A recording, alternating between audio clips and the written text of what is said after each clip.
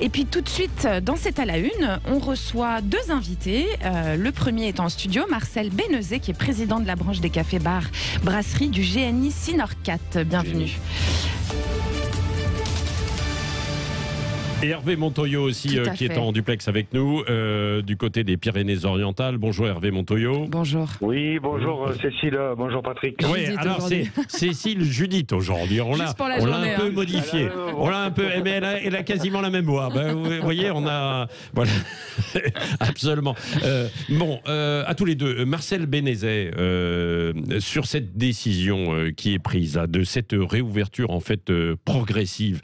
Déjà, est-ce que vous pensez que tout le monde va pouvoir rouvrir avec ses terrasses le 19 mai ou pas là? Alors, ce qui est important, c'est qu'aujourd'hui, nous avons un chemin avec des lumières qui s'allument le 19, le 9 mars, le 30 mars. Le 19, c'est uniquement les terrasses. Tout le monde n'a pas de terrasse. On a parlé de terrasse, on n'a pas parlé des hôtels avec terrasse, on n'a pas parlé... Vous avez des cours avec terrasse, est-ce qu'elles sont en prise? On pourra les ouvrir, tout ça, ça n'a pas été abordé. Il nous reste justement à travailler avec... Nous travaillons ensemble avec l'UMI d'ailleurs, on a beaucoup ouvré d'ailleurs dans les ministères avec. Donc aujourd'hui, on va ouvrir, mais il y a des établissements, la moitié n'ont pas de terrasse. Bah oui, bien sûr. Et puis alors, attendez, les terrasses, un jour il fait beau, le lendemain il pleut, quoi. Alors le problème, c'est qu'on va faire des stocks un petit peu, parce que ce que je recommande d'ailleurs à nos restaurateurs, c'est de ne pas charger les frigos, parce qu'il suffit qu'on ait une météo désagréable dès qu'on va réouvrir, ce qui s'est passé l'année dernière. Donc ça veut dire tout le monde à la maison.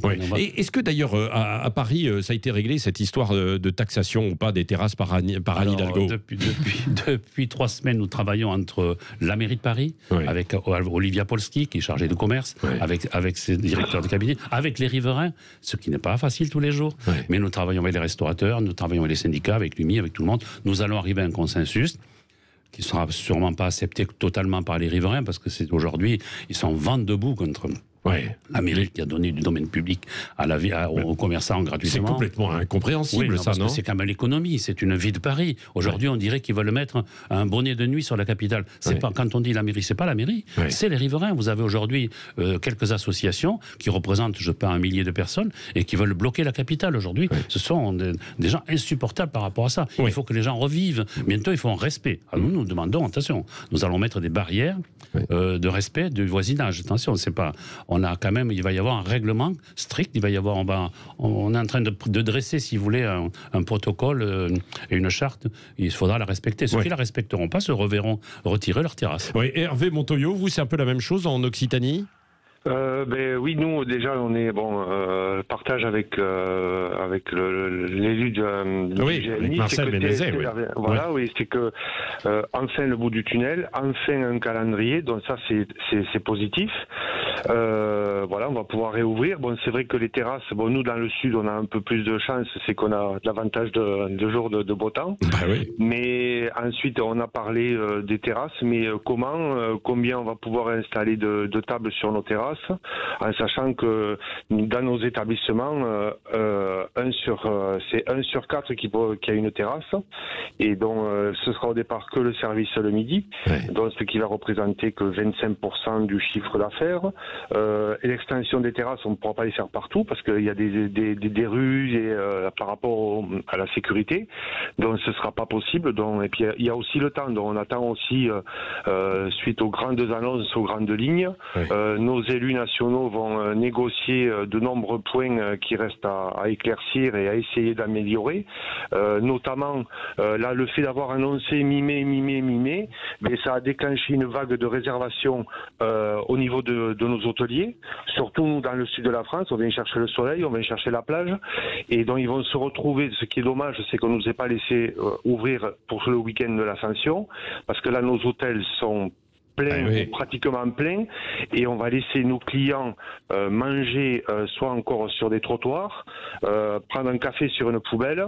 Et c'est vrai que c'est assez, il y a un décalage en fait. On a l'impression parfois qu'on oublie de la réalité, quoi, quand on prend ce genre de décision avec ce week-end qui arrive, quoi. Nous avions demandé entre le 10 et le 15 maximum, le 15. Nous avions demandé le 10, mais le problème, ils ont calculé. Vous savez, aujourd'hui, le gouvernement et les soignants font de l'horlogerie fine, si vous voulez. Comme il y a un grand week-end, ils ont peur qu'il y ait des Donc c'est là, ils ont décidé que c'est comme ça. Voilà. Mais à tout moment, le préfet peut mettre la main et arrêter la machine. Oui, c'est vrai, à tout moment. Et puis d'ailleurs, il faut quand même qu'il y ait un taux d'incidence qui soit plus bas, en fait, en dessous des 400. Hein, sinon, en province, c'est à peu près. Il y a quelques endroits, les Bouches-du-Rhône. Mais les Bouches-du-Rhône et puis la région parisienne. Mais ça va baisser très vite, à mon avis. Attendez, ça baisse déjà quand même. Je pense qu'à partir de mardi, on sera à 400. Bon, en tout cas, on a vu sur la Côte d'Azur qu'on est passé de 650 à 180 là, en l'espace de 3 semaines. Hervé Montoyau, vous vouliez ajouter quelque chose à ce sujet? Oui, ce qu'il y a, c'est que je vais revenir sur le week-end de l'Ascension.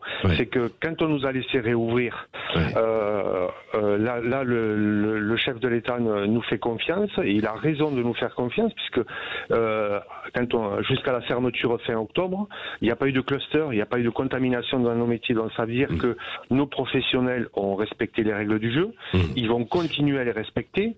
Donc c'est ça qui est dommageable. Donc c'est bien, on nous fait confiance pour réouvrir le 19 mai, mais voilà, c'est le verre à moitié vide ou à moitié plein. Et puis ce qui nous inquiète aussi, c'est les mesures de soutien, parce que il va falloir que ça continue.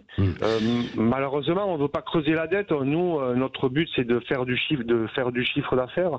Donc là, il nous attend un mur de dette, puisqu'on a contracté pour la plupart des PGE. Mais le PGE, c'est une dette pour payer une dette.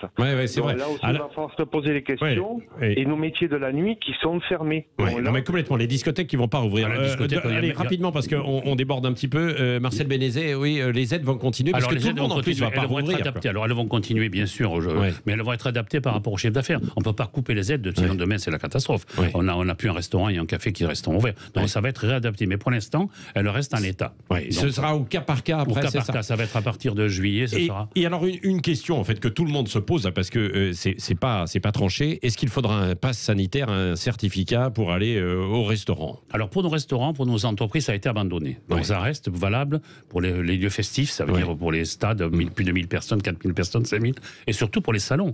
Les salons vont recommencer. Nous avons des salons à Paris, et ça va nous sauver un petit peu l'hôtellerie, parce qu'on ne parle pas de l'hôtellerie. Mais aujourd'hui, vous avez une hôtellerie qui est complètement à la ramasse à Paris, et en province aussi. Bon, il n'y aura pas besoin de pass sanitaire pour rentrer dans un resto. Il n'y aura pas besoin. Pour l'instant, mais est-ce qu'il y aura toujours le pour l'instant, tout ça est... pour l'instant, le petit agenda où il fallait marquer en fait son nom, non. Normalement, non, mais on peut avoir des surprises, il peut arriver à la dernière minute. Voilà, c'est ça. Nous allons réouvrir avec le protocole que nous avions au mois d'octobre. Et à l'époque, il était là, le cahier de rappel. Mais je pense que ce ne sera plus la peine. Aujourd'hui, on a quand même la vaccination. Il faut que les Français se fassent vacciner au maximum. C'est une liberté, le pass sanitaire, la vaccination. Merci beaucoup, Marcel Bénézet et Hervé Montoyau. Et on va attendre évidemment aussi des précisions dans les jours qui viennent, parce qu'il y en aura au fur et à mesure.